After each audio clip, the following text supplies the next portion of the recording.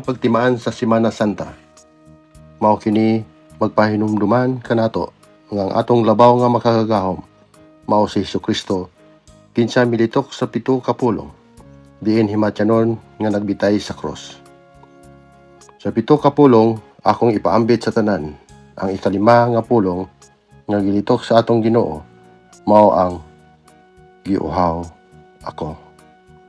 Susama sa atong mga kaigsudan nga mga kabos nga walay kaulian, walay pamilya, walay makaon, ug ang labaw sa tanan ang pagkauhaw. Apan ang pagkauhaw dili tubig lamang. Ang tubig dili makapatagbaw sa kauhaw ni Jesus diha sa krus. Kundili ang tambal sa kauhaw sa atong Ginoong Hesus mao ang pagbalik nato kaniya sa iyang sabakan. Dinhi sa kalibutanong buhat, daghang klase sa giuhaw. Adunay giuhaw sa serbisyo sa gobyerno. Adunay mga bata, kabatan-unan, ginikanan nga wala pa hikit ang ilang pagkauhaw sa pagmamahal sa pamilya.